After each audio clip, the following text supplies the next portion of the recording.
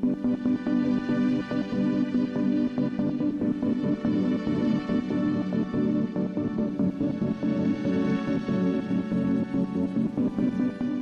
soy José Mezcua, soy geólogo, soy investigador de CONICET y también soy profesor en la carrera de Geología de la Facultad de Ciencias Exactas y Naturales de la Universidad Nacional de Cuyo. Y la idea en esta presentación es hablar un poquito acerca de la actividad sísmica y de posibles escenarios de cambios en la actividad sísmica en función del cambio climático. La presentación se divide en tres grandes temas. Primero vamos a hablar un poquitito acerca de generalidades respecto al peligro y al riesgo sísmico. Y vamos a hablar también acerca de cómo se origina la actividad sísmica y cuáles son sus efectos destructivos. Después vamos a hablar acerca de las posibles relaciones con el cambio climático.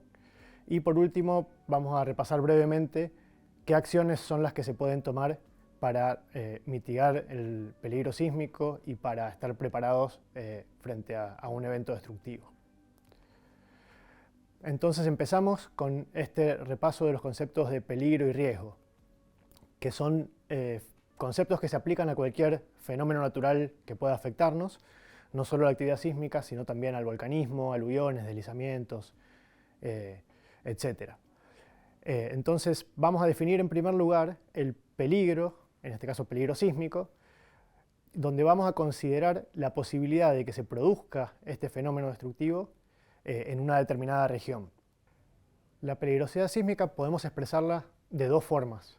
Por un lado podemos hacerlo de manera cualitativa y tenemos en la diapositiva del lado derecho un mapa que es el mapa de peligrosidad sísmica para la República Argentina, confeccionado por el INPRES, el Instituto Nacional de Prevención Sísmica, que divide a nuestro país en 5 regiones y a cada una le asigna una peligrosidad, desde peligrosidad muy baja hasta peligrosidad muy elevada. Por otro lado, la peligrosidad la podemos expresar como una probabilidad. Respecto a la actividad sísmica, esto se expresa como la probabilidad de que en determinado periodo de tiempo se supere un cierto umbral de movimiento del suelo. Por ejemplo, la probabilidad de que en los próximos 50 años se supere una aceleración de suelo de 2,5 g. Esta expresión probabilística va a depender, por supuesto, de la información que tengamos y del conocimiento que tengamos acerca de la actividad sísmica de la región y de las características del suelo. Va a variar mucho en función de la cantidad de conocimiento previo que haya en una región. Por eso, lo más simple en general es hacer una expresión cualitativa. Una vez que conocemos la peligrosidad de una región, podemos evaluar el riesgo. Vamos a definir el riesgo como una estimación de las pérdidas de vidas humanas, los heridos, los daños a las propiedades, a la infraestructura y los efectos sobre la actividad económica que puede tener un fenómeno natural. Para estimar el riesgo necesitamos combinar la peligrosidad de la que hablábamos recién con la vulnerabilidad, que hace referencia a la cantidad de daño que puede producir este fenómeno natural. Y para eso tenemos que tener en cuenta una serie de variables, como la cantidad de población que puede ser afectada, las condiciones socioeconómicas locales, el tipo de construcción, etc. Por lo tanto, podemos tener distintos escenarios que hacen a esta combinación de peligro con vulnerabilidad que llevan a riesgo distinto. Por ejemplo, una zona que no tiene población en las laderas de un volcán muy activo puede tener un peligro muy elevado porque ese volcán va a estar permanentemente produciendo erupciones, por ejemplo, pero el riesgo puede ser muy bajo o cero porque no hay ninguna población ni infraestructura que pueda ser afectada. El caso opuesto sería, por ejemplo, un volcán activo que tiene mucha población en sus laderas o zonas muy pobladas con sismicidad frecuente de alta magnitud. Enseguida vamos a hablar bien acerca de la magnitud y cómo la medimos. Pero en ese caso, tanto la peligrosidad es elevada porque tenemos sismos muy frecuentes y que pueden ser destructivos, como el riesgo porque la vulnerabilidad también va a ser alta. El ejemplo típico de esta relación entre el peligro y la vulnerabilidad para dar el riesgo, en el caso de la actividad sísmica, es lo que ocurrió en 2010 que tuvimos dos eventos en enero y en febrero importantes y que afectaron a mucha población. Por un lado tenemos el terremoto de Haití, que se produjo en enero y que tuvo una magnitud de alrededor de 7. Y en febrero tuvimos en Chile un terremoto que se llama el terremoto del Maule, se lo ha denominado así, que fue de magnitud mayor, fue de 8.8. Esta diferencia de magnitud vamos a ver que es muy grande, hace referencia la magnitud a la energía liberada y esa diferencia de casi 2 puntos es muy importante. Sin embargo, el sismo de Chile produjo alrededor de menos de 300 muertos y produjo daños económicos pero no tan importantes, y en cambio el sismo de Haití, que tuvo una magnitud significativamente menor, produjo más de 200.000 muertes y daños enormes a la infraestructura del país. Esto tiene que ver específicamente con que, si bien la peligrosidad que podemos asignar a cada uno de estos sismos es diferente, el sismo de Haití era en principio menos peligroso que el de Chile, la vulnerabilidad era también muy diferente y opuesta. En el caso de Chile tenemos un país que tiene años de tradición en preparación contra el peligro sísmico y una infraestructura adecuada para eso. En cambio, Haití, como seguramente todos saben, estamos hablando de unos países más pobres de América, donde no había una preparación, y eso hizo que la vulnerabilidad fuera mucho más alta y por lo tanto los efectos fueron mucho más catastróficos. Bueno, ahora pasamos a otro tema que es el origen de la actividad sísmica. Vamos a hablar un poquitito acerca de cómo se produce la actividad sísmica y qué efectos puede tener, y eso nos va a permitir después relacionarla con el cambio climático. Sin entrar en detalles demasiado técnicos, la actividad sísmica se origina en la dinámica propia de nuestro planeta. Seguramente han oído hablar de la tectónica de placas alguna vez. Esta teoría, que es la que usamos los geólogos para entender hoy en día la mayoría de los procesos geológicos, postula que la parte exterior de la Tierra, la litósfera y la corteza en particular, que son como un cascarón que tiene nuestro planeta, está dividido en una serie de placas que podemos ver en la imagen de la diapositiva. Y estas placas se mueven cada una con una dirección y una velocidad diferente.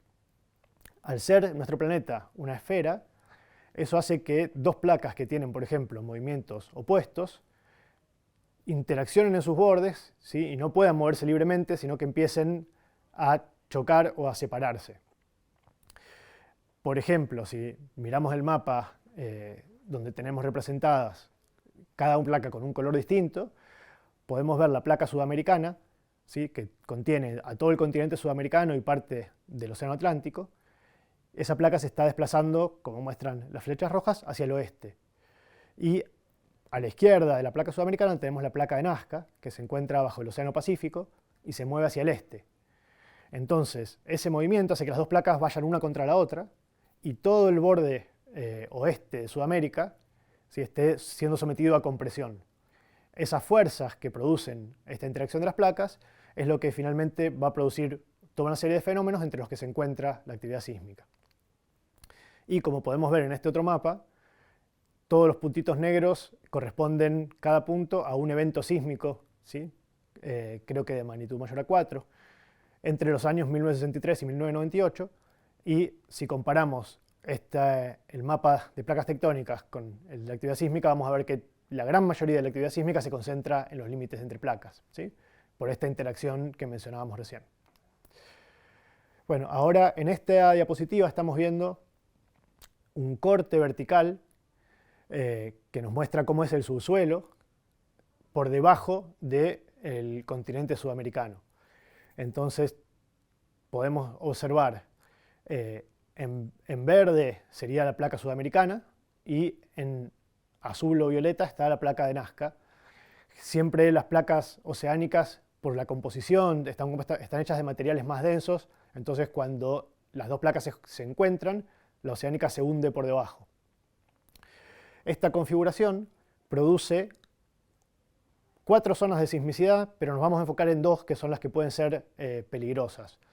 Tenemos una zona que está señalada con la letra B, donde se encuentra concentrado toda la fuerza del contacto entre las dos placas, ¿sí? Eso produce toda una zona de sismicidad señalada en rojo y que se desarrolla también hacia arriba y abajo de ese contacto entre las placas. Y en esas zonas es donde se producen los mayores sismos registrados en la historia. El sismo más grande, vamos a mencionarlo enseguida, pero es el sismo de Valdivia en Chile, que tuvo magnitud de 9.5 en 1960, y es ese tipo de sismicidad. Sin embargo, lo que nos puede afectar más en Argentina no son esos sismos, porque los tenemos un poco más lejos, sino los que están indicados con la letra C y el óvalo amarillo, que son sismos que se producen dentro de la misma placa sudamericana, ¿sí? Al estar toda la zona sometida a compresión, las rocas del subsuelo se van fracturando y producen también sismicidad, que no puede alcanzar magnitudes tan grandes como las del contacto entre las placas, pero sí puede alcanzar magnitudes significativas. Ahora vamos a hablar más en detalle acerca de eso. Teniendo en cuenta este patrón geológico mayor, esta diapositiva nos muestra los principales sismos producidos entre 2015 y 2019 con profundidades menores a 30 kilómetros. Nos enfocamos en esos porque cuanto más cerca de la superficie esté un sismo, más va a poder afectarnos, ¿no? Ahora vamos a hablar de nuevo también, vamos a retomar este punto. Podemos ver, comparando esa distribución de sismos con el mapa de peligrosidad sísmica, que se relacionan muy bien. La zona donde hay más actividad sísmica corresponde al centro-oeste de Argentina, San Juan y Mendoza específicamente, y también continúa hacia el noroeste de nuestro país. Y esa es la zona de mayor peligrosidad sísmica según el INPRES. Pero no podemos no tener en cuenta que hay algunos puntos que se encuentran en las zonas también de menor peligrosidad sísmica, y acá tenemos unos ejemplos de eso. En los años 2016 y 2018 hubo algunos sismos de magnitud baja pero no insignificante, en la provincia de Buenos Aires, por ejemplo, cerca de La Plata. Esto es lo que nos está indicando que la actividad sísmica se concentra, como hablábamos recién, cerca de los límites entre placas, y ahí vamos a tener más frecuencia de eventos y de eventos con mayor magnitud, más destructivos, pero no existen zonas asísmicas tampoco. Cuando nos alejamos del límite de placa hacia zonas más estables, también podemos tener eventos. Bueno, ahora vamos a pasar un poquito a charlar acerca de cómo se producen los sismos, qué es lo que produce estos movimientos. Dijimos que zonas como los Andes, de Mendoza, San Juan, están siendo sometidas a una compresión fuerte por esas fuerzas que generan las placas tectónicas al interactuar en sus bordes. Esa compresión va afectando a las rocas a lo largo de mucho tiempo, miles de años, y lo que termina produciendo es que las rocas se quiebren y se empiecen a mover. Vamos a definir así las fallas, ¿sí? Los geólogos llamamos falla a zonas de fractura en las rocas de la corteza del subsuelo, y esas rocas, perdón, vuelvo un poquito para atrás. Sí, sí. Bueno, ahora vamos a hablar un poquito acerca de cómo se produce la actividad sísmica, qué es lo que observamos en el campo relacionado a estos movimientos. Los geólogos definimos las fallas como zonas de fractura que separan dos grandes bloques de roca en el subsuelo bajo nuestros pies. Como decíamos recién, toda la zona cercana al límite de placa, lo que hoy es la cordillera de los Andes, por ejemplo, está sometida a fuerzas de compresión por esos mismos movimientos de las placas y esas interacciones que se producen en sus bordes. Estas fuerzas lo que hacen es que las rocas, a lo largo de miles de años, terminen quebrándose y los bloques a cada lado de las fracturas se mueven unos con respecto a otros. En particular, en las zonas de compresión, produce que haya bloques que sean levantados. A lo largo de millones de años de este proceso, terminamos produciendo montañas y por eso tenemos la cordillera de los Andes en todo el oeste de Sudamérica. En la fotografía que tenemos en la diapositiva podemos ver un ejemplo de una zona de falla en la zona del norte de Mendoza, y está indicado, en negro tenemos indicada la zona de fracturas, y a la derecha afloran una serie de rocas que tienen entre 15 y 10 millones de años que estaban en el subsuelo, ¿sí? tenían otros sedimentos más jóvenes depositados encima, pero el movimiento de la falla, esta compresión y este fracturamiento, termina levantando ese bloque de rocas por encima de sedimentos recientes que tienen menos de un millón de años. Y el esquemita que tenemos en la esquina de la foto nos muestra más o menos cómo se ve eso y nos muestra también que en el movimiento mismo de la falla, en la topografía lo que observaríamos sería un desnivel, ¿sí? Entonces tenemos dos formas de ver las fallas en el campo. Si estamos en un sector montañoso donde tenemos relieve y podemos ver expuesto, por ejemplo en una quebrada, los paredones de roca, ahí podemos ver este tipo de contactos entre dos unidades de roca distintas con edades distintas. Si nos vamos a zonas más del piedemonte, las fallas se van a ver como desniveles en la topografía. Y un ejemplo de eso, también de Mendoza, es esta fotografía sacada en un vuelo con luz solar a bajo ángulo que resalta las sombras y nos permite ver ese desnivel indicado con flechas. Eso corresponde a la falla de la Cal, que se encuentra, para los que conocen la zona, muy cerca de la ruta que va entre Mendoza y Villavicencio. Y esa falla pensamos que es la que produjo el terremoto de 1861, que destruyó la ciudad colonial de Mendoza. Entonces, ¿cómo hacen estas fracturas para producir los sismos que sentimos, los temblores? Esta animación que hizo el Servicio Geológico de Estados Unidos nos muestra un poquito cómo funciona. Todos los movimientos un poquito exagerados para poder verlos, pero estas fuerzas que están actuando sobre las rocas van produciendo una deformación pequeña, ¿sí? Pensemos que la roca se deforma solo milímetros o fracciones de milímetro, durante el periodo en el que las fracturas están trabadas, ¿sí? Imaginemos que si tenemos una zona de fracturas entre dos bloques de roca, estas zonas de fracturas son irregulares, ¿sí? La misma fricción hace que no se puedan mover libremente, y por otro lado tenemos el efecto de la gravedad que le aplica un peso sobre la fractura, hace que no se pueda mover tan fácilmente. Pero las fuerzas tectónicas, al actuar durante muchos millones de años, van acumulando tensión sobre esa zona de fractura hasta que la superan. Cuando la superan, se quiebra toda la zona y se mueve un bloque con respecto al otro. Y podemos imaginar algo similar a lo que ocurre cuando tenemos una pequeña rama de un árbol, ¿no? Si nosotros agarramos y doblamos esa rama del árbol, primero vamos a poder doblarla y es flexible. Si dejamos de aplicar esa fuerza, la rama vuelve a su forma original. Si mantenemos la fuerza y la terminamos quebrando, cuando se quiebra la rama, queda vibrando por un tiempo, ¿sí? Esa energía produce el movimiento que queda la rama vibrando hasta que se calma. Algo similar es lo que ocurre en los sismos. Cuando se quiebra la zona de fractura y se mueven los bloques, se disparan vibraciones en todas direcciones desde el lugar donde se produjo el sismo. Eso es un poco lo que representa esta imagen, donde tenemos nuestro plano, nuestra zona de fractura, un punto sobre ese plano, que es donde se produce esa ruptura y ese movimiento, que sería el foco o hipocentro del sismo, y nos está mostrando también el punto ubicado en la superficie directamente arriba del foco, que es lo que llamamos el epicentro, ¿sí? Siempre que veamos localizaciones de sismos, nos van a mostrar el epicentro y sabemos que también, además de la latitud y longitud que nos da ese epicentro sísmico, tiene asociada una profundidad. Las ondas sísmicas parten desde el foco y se dispersan en todas direcciones, y a medida que se dispersan van perdiendo energía. Siempre más cerca del foco y del epicentro, por lo tanto, vamos a tener los efectos mayores, y a medida que nos alejamos son menores, salvo algunos casos particulares donde hay efectos de suelo que pueden modificar este patrón.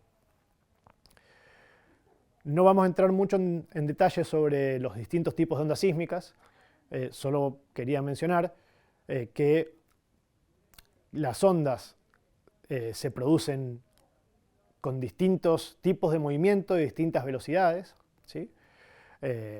Ahí tenemos los 4 tipos principales de ondas y pueden ver que hay ondas que producen movimientos de contracción y expansión horizontales, otros que son hacia arriba y hacia abajo, otros hacia los costados, ¿sí?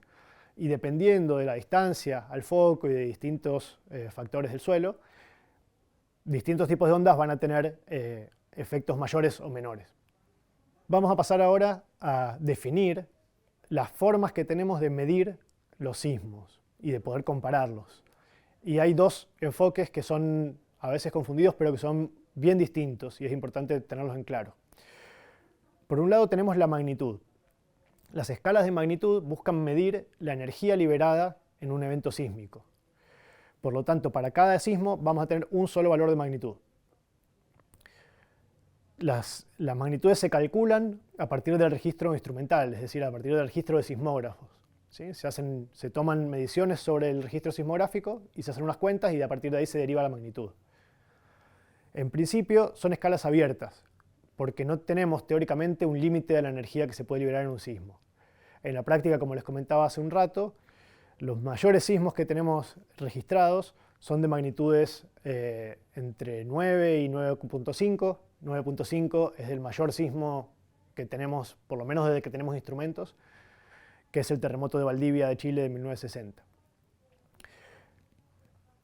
Como las magnitudes se derivan haciendo cuentas sobre estas mediciones en el registro sismográfico, existen distintas escalas de magnitud que aplican cuentas levemente distintas, distintos ajustes. La más famosa seguramente es la escala de Richter, pero en general para los sismos de magnitudes muy grandes la escala que se usa actualmente es una que se llama magnitud de momento, que tiene algunos ajustes mejores. Pero bueno, solamente tengan en cuenta que existen distintas escalas de magnitud y que pueden ser levemente distintos los valores. Por otro lado tenemos las escalas de intensidad.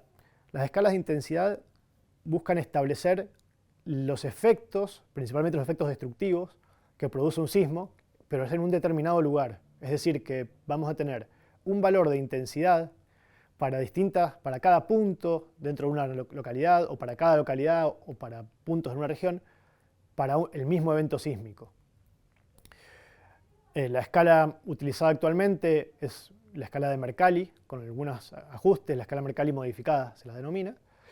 Y esta escala de Mercalli, ahí tenemos en la diapositiva cómo funciona esta escala, va a dividir los efectos en 12 grados.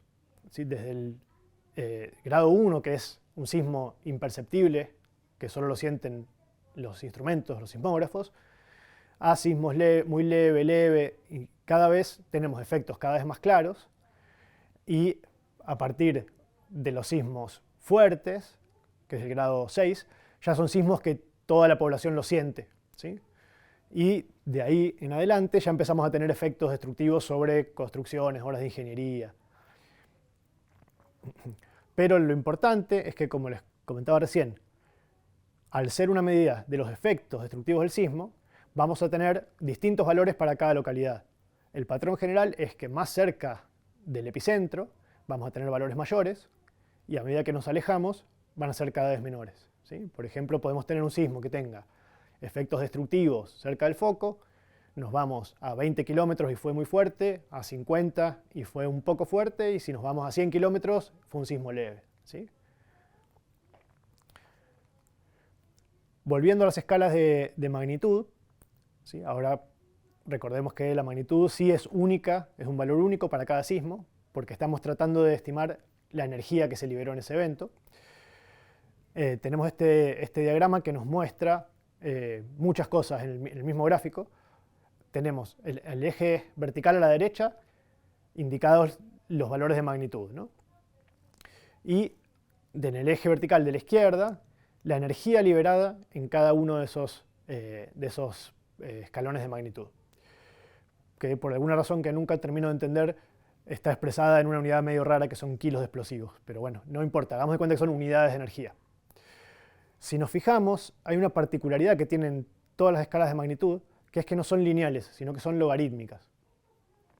Entonces, la diferencia entre un sismo de magnitud 2 y 3, si vemos las unidades, ¿sí? Pasamos de 56 a 1800 kilos de explosivos.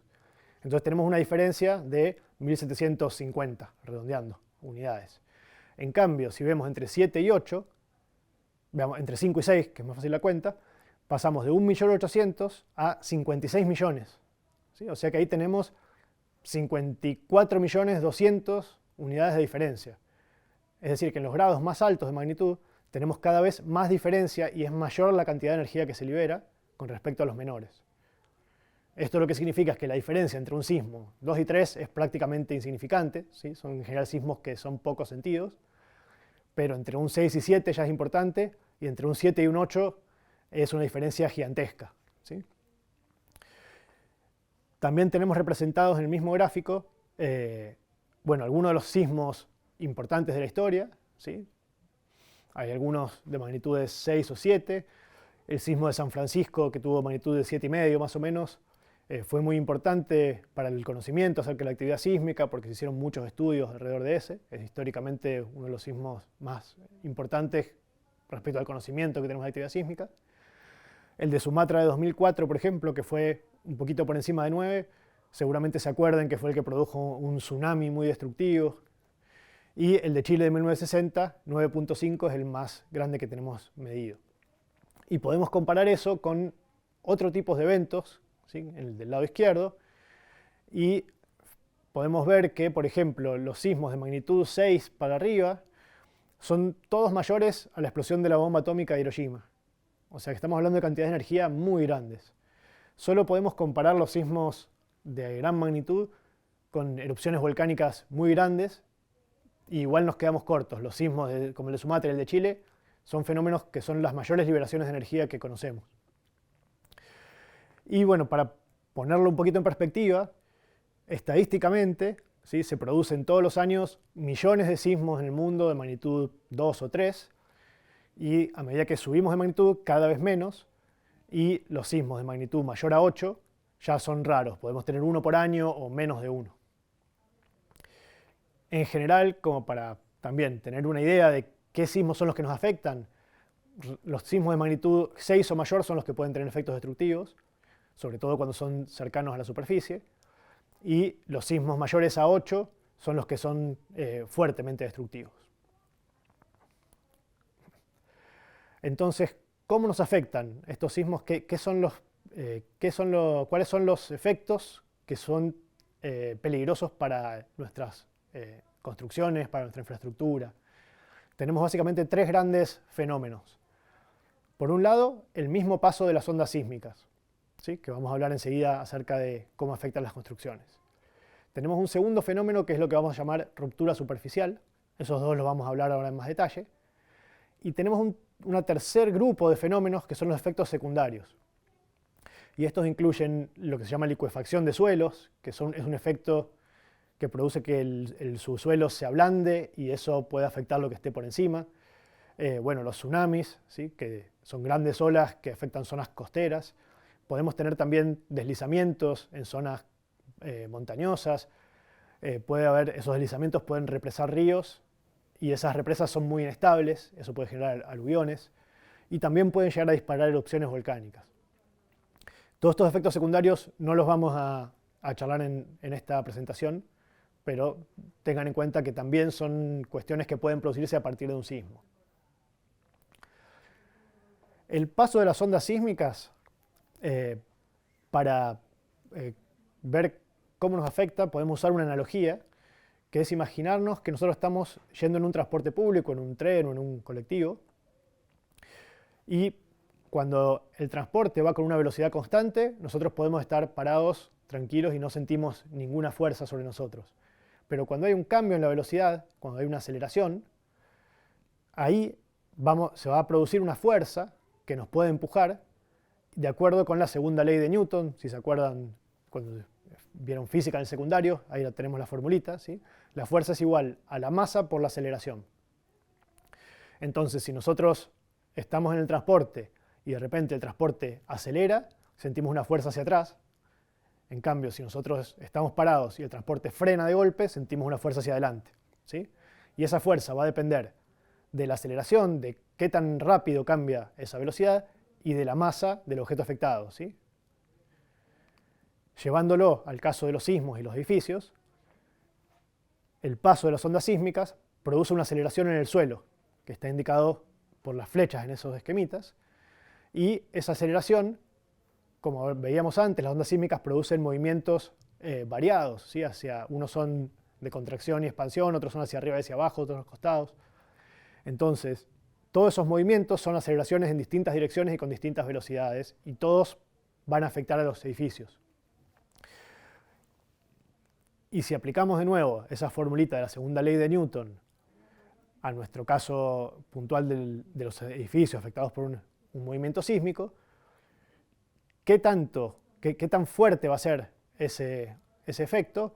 Depende de la aceleración del suelo, es decir, de qué tan rápido cambia la velocidad, y eso depende a su vez de la magnitud del sismo, de qué distancia estamos del sismo y de algunos parámetros del suelo, ¿sí?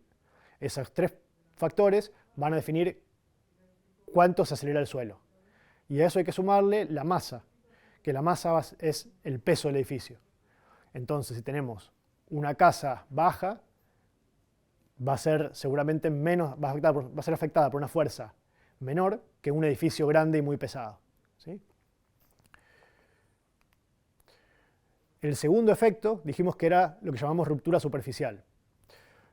Este efecto no se produce en todos los sismos, ¿sí? Como veíamos hace un ratito, el foco del sismo siempre está en el subsuelo, y si está suficientemente profundo, ese movimiento de los bloques de roca se absorbe en el subsuelo y no llega a la superficie. Pero para algunos sismos, en particular sismos con focos cercanos a la superficie y de magnitudes mayores a 6, ese movimiento de los bloques de roca puede llegar a la superficie y va a producir esos desniveles topográficos que también mencionamos antes. Ahí tenemos dos fotografías de un terremoto de Taiwán de 1999, que tuvo magnitud un poquito mayor a 7 y profundidad de 7 kilómetros, ¿sí? Y en ese caso se registraron rupturas superficiales muy importantes. En una de las fotos lo que estamos viendo es una pista de atletismo, ¿sí? Por supuesto, antes del sismo era plana, se usaba para correr carreras, y en un solo evento sísmico produjo un desnivel en el terreno que tiene alrededor de 2 metros. Imaginémonos qué pasaría si eso mismo, en lugar de producirse en una zona abierta, ¿sí? Un club donde no había gente viviendo, se produce en una ciudad donde teníamos casas construidas arriba. Y eso es lo que vemos en la foto de la derecha, donde podemos ver la zona fracturada. El bloque de la derecha es el que subió con respecto al de la izquierda, y podemos ver que las construcciones que estaban en el bloque bajo, ¿sí? de esa falla, están afectadas, están torcidas, pero siguen en pie. Y en cambio, lo que estaba ubicado directamente arriba de la zona de falla, podemos ver al fondo a la derecha que había una casa que colapsó completamente, ¿sí? Y esto es muy importante tenerlo en cuenta porque no hay mecanismo de construcción sismoresistente, vamos a hablar enseguida acerca de eso, pero por más que sea sismoresistente la construcción, si deformamos el suelo por debajo y rompemos los cimientos, ningún edificio puede soportarlo. Por suerte, este efecto es muy localizado al lugar donde se produjo el movimiento, ¿sí? A la traza de la falla que produjo el sismo, ¿sí? Para mostrar justamente qué tan localizado está, en esta imagen, aunque no tiene muy buena calidad, se ve muy bien. Este es un sismo en China, también magnitud casi de 8, profundidad de 19 kilómetros. La traza de la falla cruzó la zona de la foto por el medio del patio entre varios edificios de una escuela.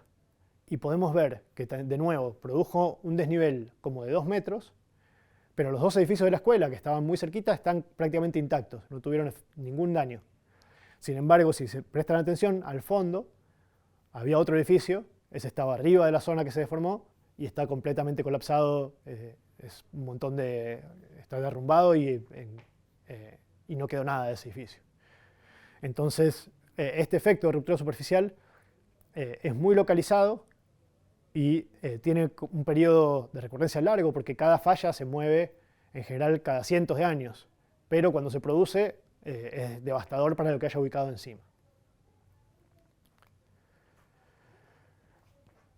Bueno,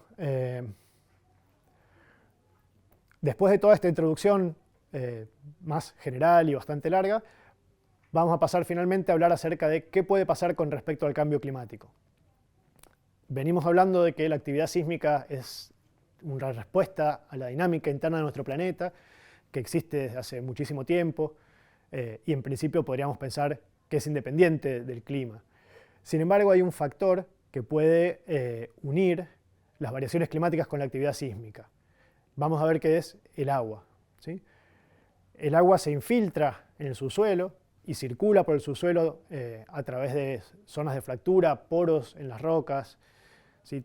Hay todo un sistema hidrológico de agua subterránea que circula y que muchas veces lo explotamos para obtener agua fresca, agua que podemos consumir en lugares donde no tenemos agua superficial. Cuando este agua subterránea se encuentra con distintas barreras impermeables, en esos lugares se puede acumular lo que llamamos una presión de fluidos, ¿sí? El fluido que no puede circular y empieza a ejercer presión contra esa barrera y contra todo lo que tiene alrededor. Las fallas, estas zonas de fractura que hay en el subsuelo, están dentro de esta red de circulación de fluidos y vamos a ver que interactúan con esos fluidos.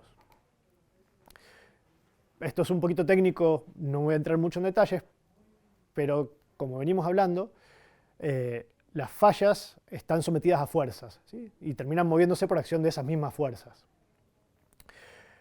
En el esquema de la izquierda podemos ver, imaginémonos que nuestra falla es esa superficie A que está indicada y que tenemos una fuerza vertical aplicada sobre ella. Esa fuerza la podemos descomponer en dos componentes. Una componente perpendicular al plano de falla y una componente paralela. Esto es importante porque la componente perpendicular al plano de falla va a actuar apretando las rocas y dificultando que se muevan. Y en cambio la componente paralela va a actuar para que las rocas se deslicen y se pueda mover la falla, ¿sí?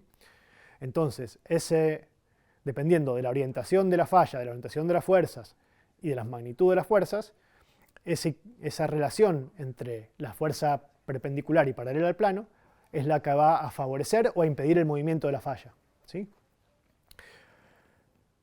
Cuando nosotros tenemos fluidos circulando por las fracturas y esos fluidos empiezan a acumular presión, también tenemos que usar otro principio básico de la física que seguramente han visto en la secundaria, que es el principio de Pascal, que nos dice que la presión de un fluido es una presión hidrostática y que se transmite en todas las direcciones de la misma forma. Si le agregamos eso al esquema, que es lo que tenemos en la derecha, vamos a ver que hay una presión de fluidos, esas flechas rojas, que actúan igual en todas las direcciones y que el efecto que tienen es contrarrestar esa fuerza perpendicular al plano, ¿sí? Porque en la paralela, fíjense que tenemos las dos direcciones y se cancelan, pero tenemos una fuerza que está como abriendo y empujando hacia afuera el plano. Eso nos modifica esa relación entre la fuerza perpendicular y la paralela, haciendo que la paralela tome más relevancia y nos puede favorecer ese movimiento de la falla. Entonces, para resumir esta explicación, los cambios en la circulación de fluidos del subsuelo nos van a modificar las fuerzas que están actuando sobre la falla y eso nos puede afectar el comportamiento sísmico y nos puede producir un desequilibrio que va a favorecer que zonas donde sin presión de fluidos no teníamos actividad sísmica o teníamos actividad sísmica menor, terminen produciendo actividad sísmica más frecuente. Entonces, en un escenario de cambio climático, tenemos básicamente dos grandes formas de producir estos cambios en la circulación de fluidos. Por un lado, podemos tener variaciones en las precipitaciones producto del mismo cambio climático. Y esta variación puede ser o aumentos generales de las precipitaciones en una región, que van a producir mayor circulación de fluidos en el subsuelo y van a aumentar las presiones de fluidos, o pueden ser efectos estacionales, donde aumenten las precipitaciones en una estación con respecto a otras. Por otro lado, vamos a empezar a hacer un montón de acciones humanas para contrarrestar el cambio climático. Vamos a ver dos de estas que pueden influir en la actividad sísmica, que son la construcción de grandes reservorios de agua, de represas, y por otro lado, la extracción de agua subterránea. Respecto a la variación de precipitaciones que puede producir el cambio climático, ahí encontramos muchas dificultades para poder cuantificarla y saber cómo va a ser en una región. La diapositiva muestra dos ejemplos de dos modelos de cambio climático hacia el futuro. Uno con una mayor cantidad de emisión de gases de invernadero y el de la izquierda con una menor cantidad de emisión de gases de invernadero. Y vemos que, en particular, en el modelo de mayor emisión de gases, tenemos zonas como el este de Argentina donde aumentan muchísimo las precipitaciones, e incluso parte del noroeste, y partes donde disminuyen mucho. La dificultad que tenemos es que estos modelos climáticos tienen algunos problemitas, no son muy precisos para estimar los cambios de precipitaciones. Entonces, es difícil evaluar qué modelo vamos a usar para nuestro escenario y saber qué tan confiable es ese modelo. Pero teniendo esto en cuenta, podemos empezar a pensar un poquito posibles escenarios y vemos que en los modelos más extremos se producen cambios significativos de precipitaciones con variaciones de alrededor del 30%.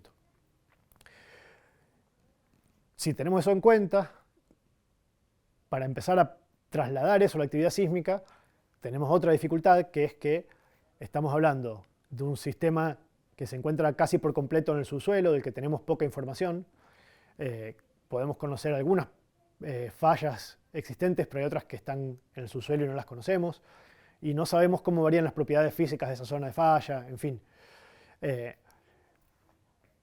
Podemos considerar que en algunas zonas que hoy en día tienen peligrosidad sísmica baja, muy baja, si hay un aumento muy importante de las precipitaciones, como sería este escenario de cambio climático un poco más extremo, podemos llegar a tener una mayor infiltración de agua al subsuelo, que aumente la presión poral, y podemos ver un aumento de la sismicidad, tanto en la frecuencia como en la magnitud, ¿sí? Este es un tema que todavía está en estudio y que va a necesitar no solo de nuevos modelos cada vez más precisos, sino también de mucho monitoreo para tanto de la variación de precipitaciones como de la actividad sísmica. Por otro lado, tenemos ese efecto de la estacionalidad. En algunas zonas donde ya hoy en día hay variaciones de precipitaciones muy grandes entre las estaciones, el caso que hay más estudiado es el de los Himalayas, donde se produce la época del monzón y hay precipitaciones muchísimo mayores que en la época seca. En ese caso hay estudios que han detectado que estas variaciones en la circulación de agua producen variaciones en la frecuencia de sismicidad de baja magnitud. Los estudios que hay son de periodos relativamente cortos, de algunos años, y no está claro si estos cambios pueden afectar también a sismicidad de mayor magnitud, que es la que nos interesa porque nos puede afectar, no ser destructiva. Pero es un escenario que tenemos que tener en cuenta y pensar qué puede ocurrir si en una región donde teníamos precipitaciones más parejas a lo largo del año, el cambio climático nos lleva a dos estaciones con precipitaciones extremas, ¿sí? Muy importantes en una estación y seca y otra estación seca. De nuevo, son escenarios difíciles de conocer precisamente y es importante sobre todo monitorear la sismicidad y tratar de detectar las variaciones, porque no vamos a saberlo con certeza hasta que no esté ocurriendo. Ahora pasamos al otro tipo de efectos, que va a ser el efecto de la acción humana, ¿sí? ¿Qué acciones tomamos para contrarrestar el cambio climático? Y ahí sí tenemos algunos casos de acciones que van a tener efectos más directos. Por un lado tenemos la construcción de represas, ¿sí?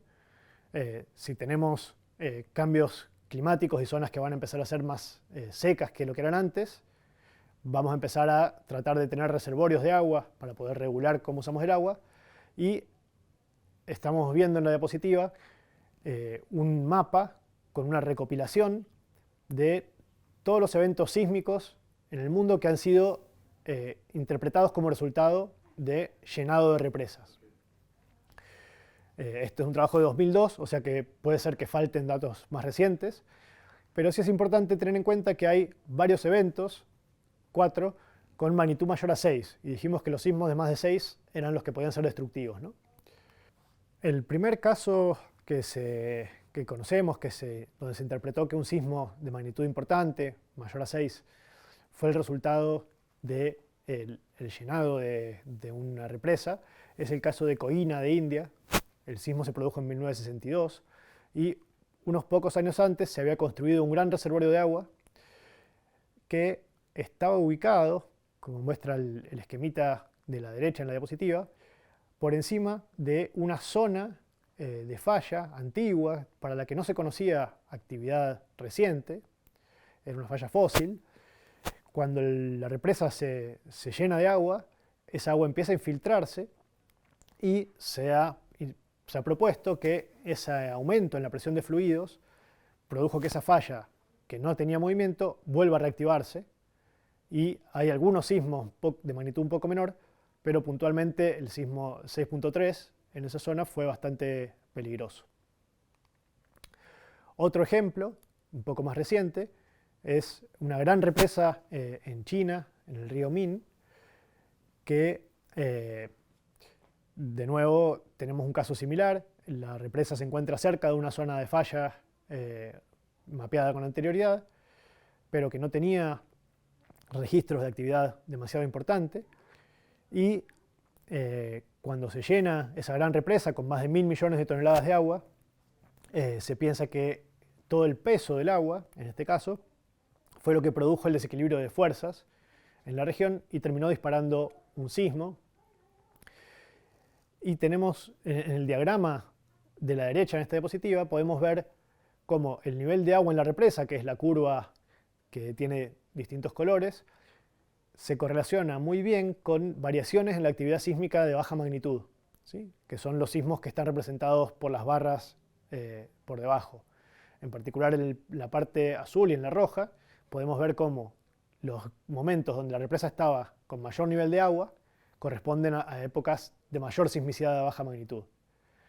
Y de nuevo en este caso tenemos un sismo de magnitud más importante que también se produjo después del llenado de la represa.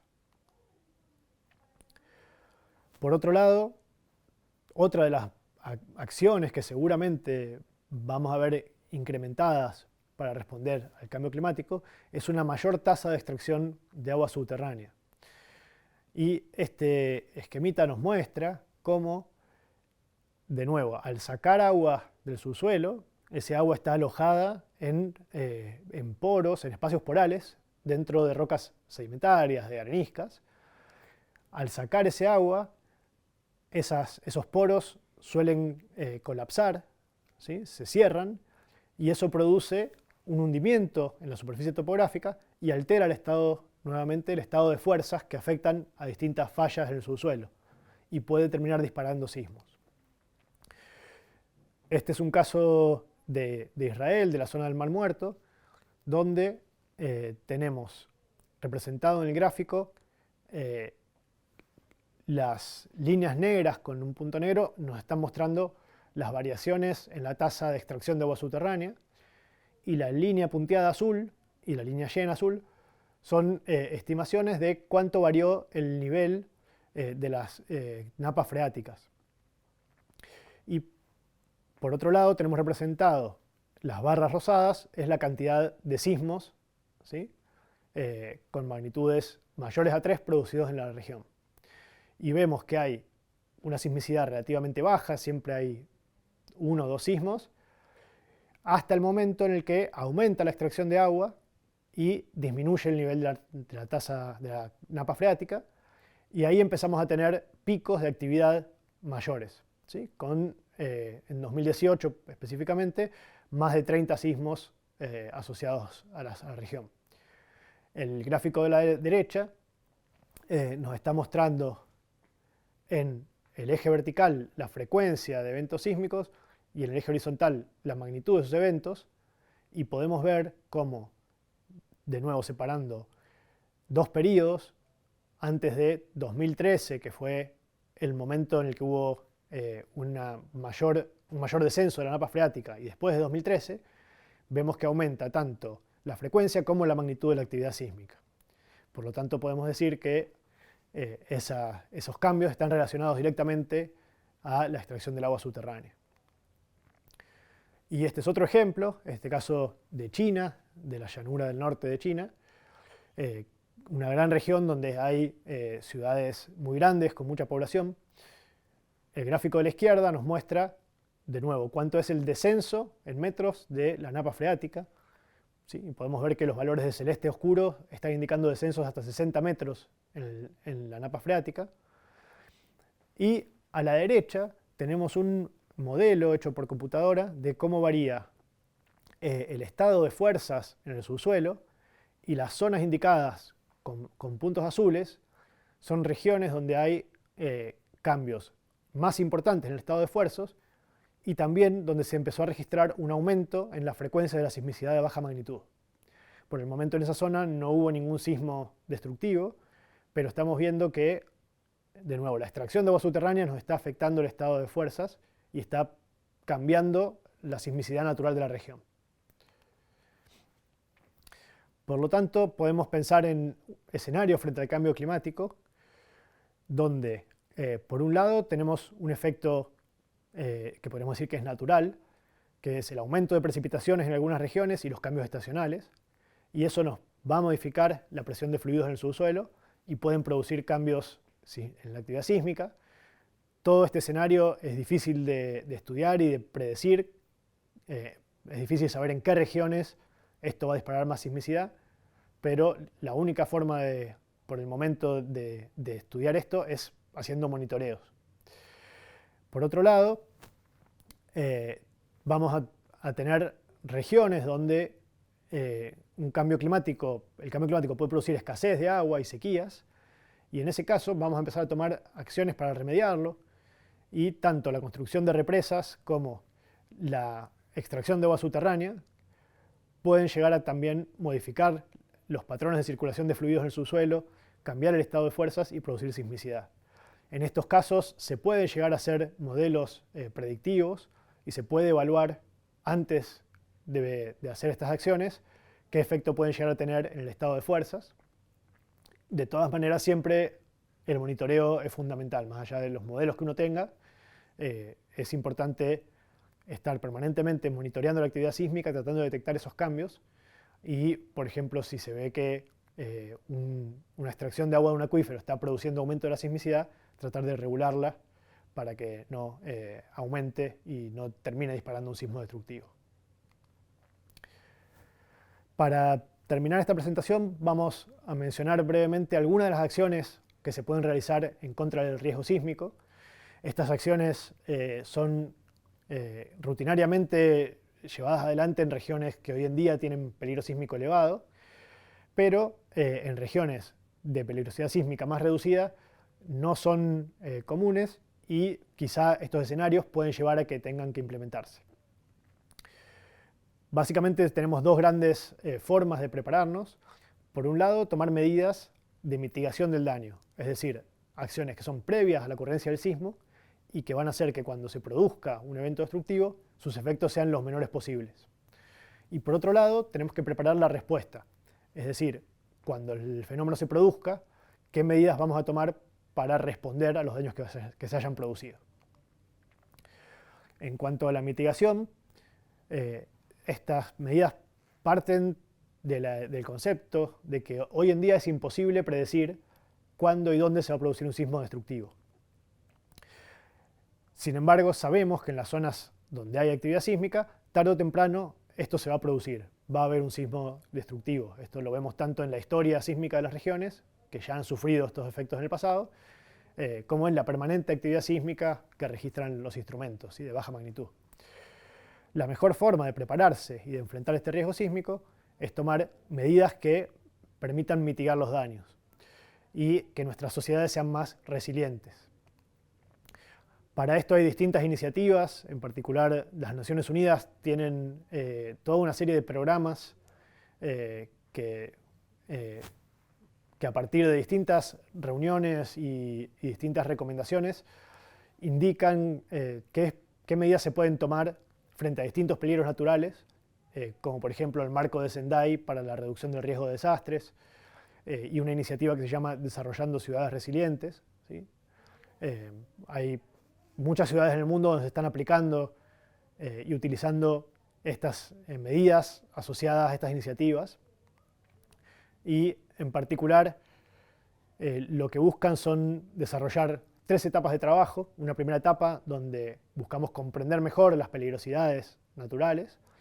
Una segunda etapa, las peligrosidades y las vulnerabilidades asociadas que pueden producir un riesgo. Una segunda etapa donde planificamos qué medidas vamos a tomar para enfrentar esto. Y por último, la tercera etapa, que es la de implementación de esas medidas. Y, en fin, hay un montón de información en Internet y la tienen disponible también en los materiales del curso, donde pueden leer acerca de cuáles son estas medidas y cómo se pueden implementar estas etapas de trabajo. Entre las medidas de mitigación tenemos una fundamental que es la construcción sismorresistente. Son toda una serie de técnicas de construcción que buscan que los edificios estén preparados para soportar el paso de ondas sísmicas. Tenemos en Argentina un reglamento que lo coordina el INPRES junto con otras instituciones, que se está actualizando permanentemente y que define, en función del tipo de construcción, del lugar donde se va a construir, del tipo de suelo, qué características tiene que tener la construcción.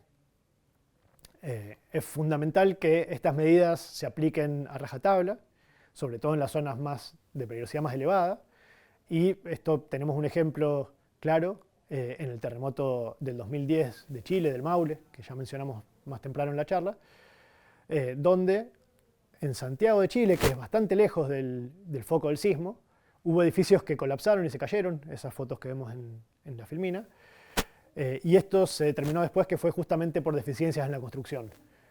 Materiales que no eran los adecuados, normativas sismoresistentes que no se habían cumplido.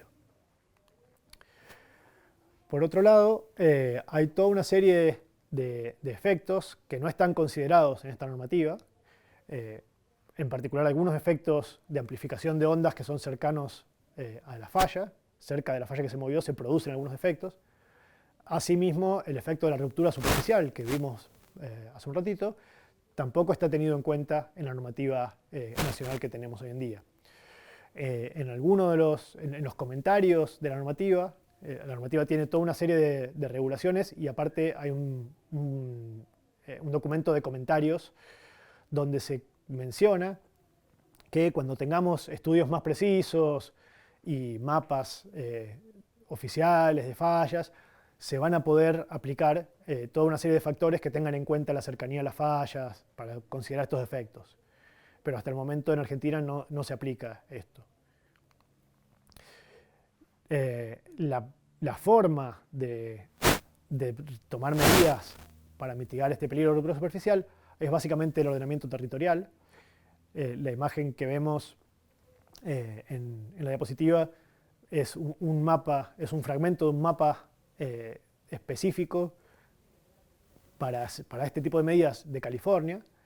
En California, después del terremoto de San Fernando de 1971, donde vieron que todos los efectos destructivos estaban concentrados a lo largo de trazas de falla que ya eran conocidas,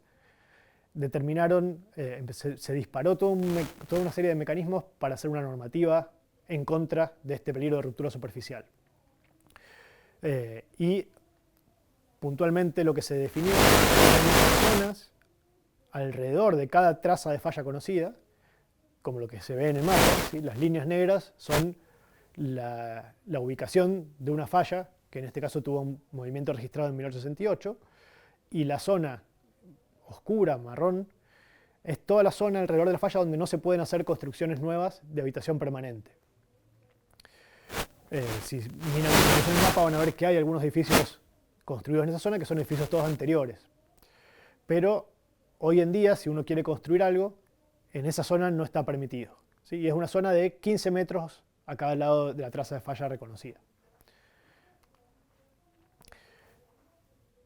Se hace especial hincapié en este tipo de normativas en que hay edificios que son estratégicos para la respuesta frente a emergencias, como pueden ser hospitales, cuarteles de bomberos, edificios de defensa civil, que tienen que estar bien ubicados y no pueden estar ubicados encima de la zona de falla, ¿sí? Este tipo de normativas no las tenemos hoy en día en nuestro país. Sería fundamental en muchas regiones avanzar en ese sentido. Y la problemática de tener ciudades ya construidas por encima de zonas de falla es muy común no solo en nuestro país, sino en todo el mundo.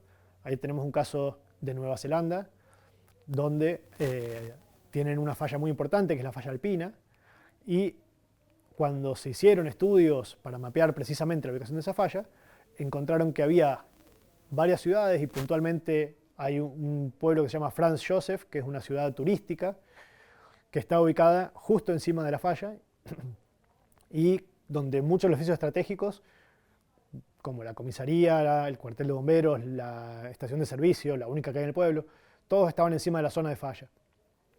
Y a partir de esto se planteó un conflicto importante que hasta donde yo sé todavía no está resuelto entre las normativas que planteaban mover el pueblo, cambiarlo de lugar y las construcciones que ya estaban. Y hoy en día el pueblo sigue en ese lugar. Hasta ahora no ha habido un sismo destructivo todavía en esa zona, pero es una falla muy activa que, bueno, es un peligro muy importante para todas las poblaciones que están por encima. Y el segundo tipo de medidas que podemos tomar son prepararnos, ¿sí? Además de mitigar el daño, prepararnos para cuando se produzca el evento poder responder rápidamente, asistir a la población afectada y reparar los daños. Y en este sentido, algunas de las medidas posibles son los simulacros, ¿sí? Por un lado, entrenar a todo el personal que tiene que dar respuesta, bomberos, personal médico, policías, militares, para que estén preparados para responder. Por otro lado, hacer simulacros también en edificios que tienen ocupación muy alta de gente, escuelas, edificios de gobierno, ¿sí? Que la gente esté preparada y sepa cómo responder y dónde hay zonas seguras para ir en caso de un sismo. Estas zonas seguras tienen que estar bien demarcadas con cartelería, ¿sí? Tanto la vía de evacuación para llegar a la zona segura como la zona.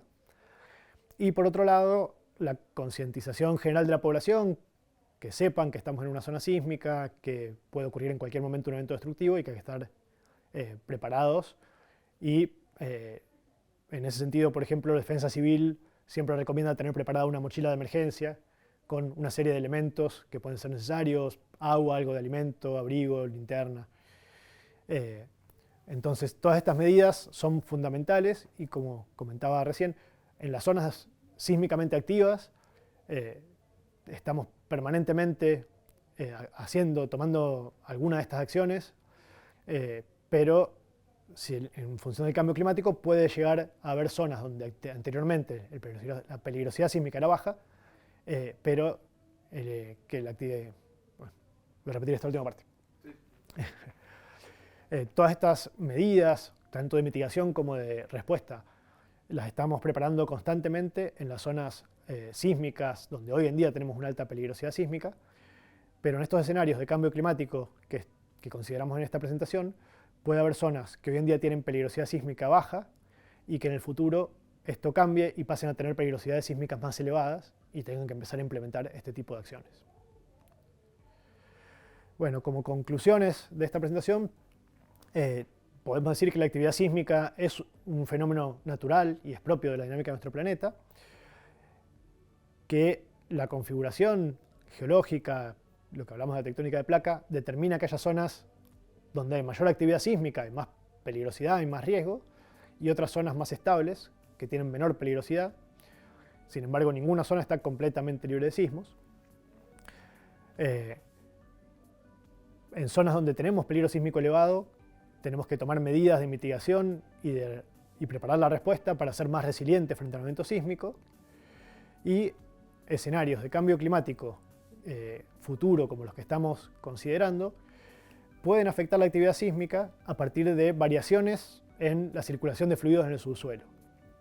Y de esta manera, zonas que hoy tienen peligrosidad sísmica baja pueden pasar a tener mayor peligrosidad por cambios en el régimen de precipitaciones, y también puede haber medidas que tomemos para enfrentar el cambio climático, concretamente construcción de represas o la extracción de agua subterránea, que van a afectar tanto la circulación de fluidos como el estado de fuerzas en el subsuelo y pueden llegar a producir un incremento de la actividad sísmica.